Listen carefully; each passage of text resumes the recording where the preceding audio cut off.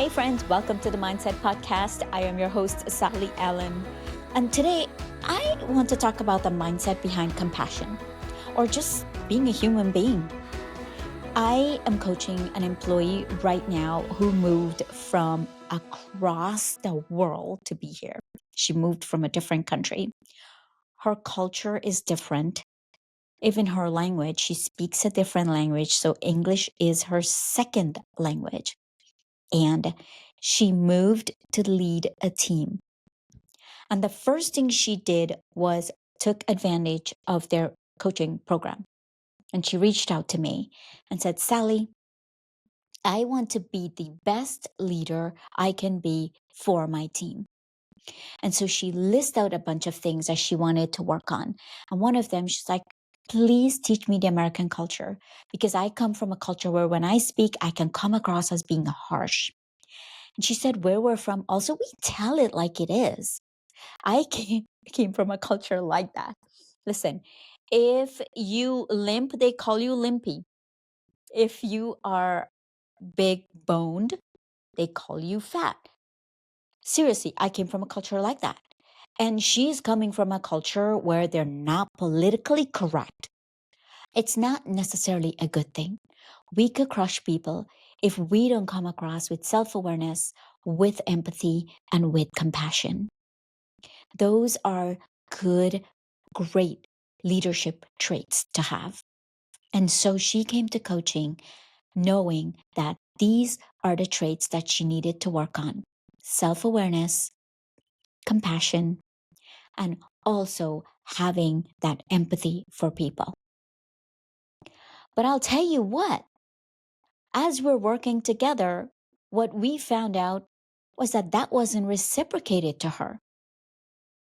You see, one of her colleagues, because she doesn't speak the language, English is not her first language, and because she's new to the team, took advantage of her. He didn't show her compassion, and he didn't show her the empathy that she needed. And so this was something we had to work through. So she said to me, Sally, we'll be sitting in these meetings and I'm trying to articulate and share what I'm working on.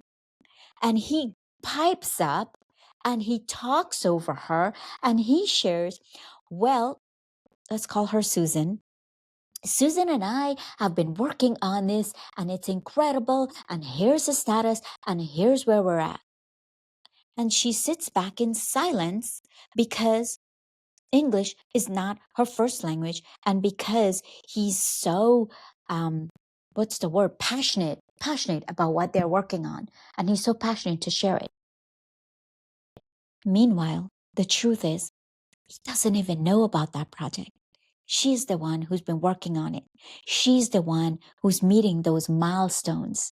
She's the one who's changing the features. And she's the one who is truly bringing that project to life.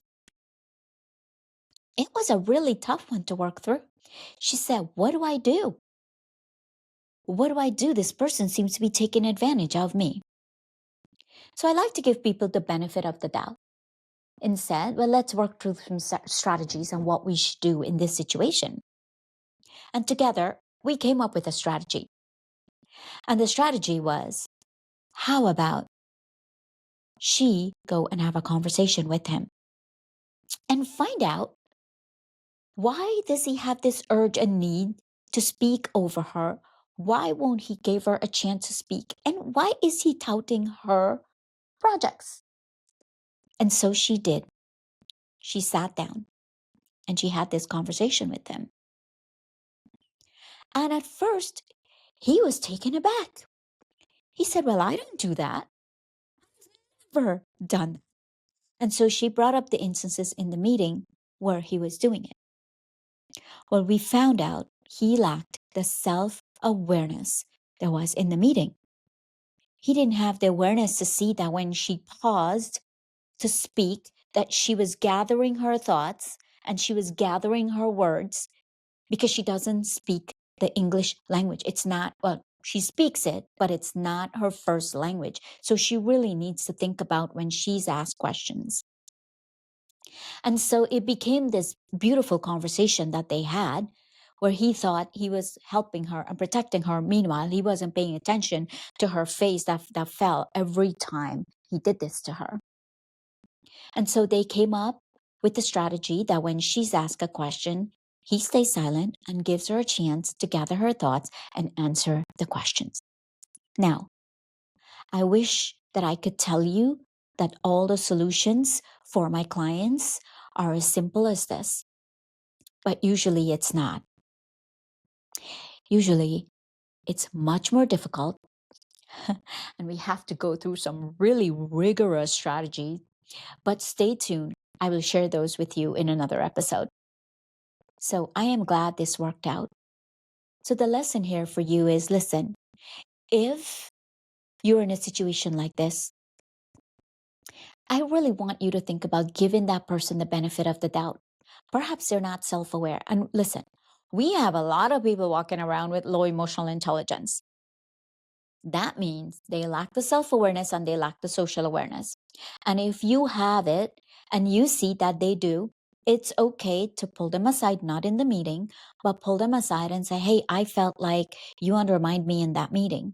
I know that wasn't your intentions. Really give them the benefit of the doubt, but help me understand why every time a question is asked about my project, you share about it when I should be sharing it.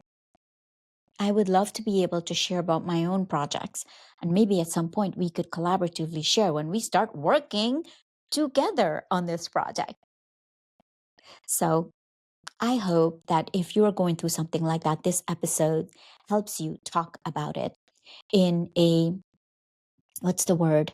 In a compassionate way, in a way that's filled with empathy, and in a way where you come across as this leader who elevates this other person but not tear him down, and perhaps give them a chance to see where their blind spots are and they can work on it without being crushed. So listen, if this episode sparks something in you, share it with your friends. And remember what I always say, if you change your mindset, you can change your life. Have an amazing day, and I look forward to seeing you in the next episode.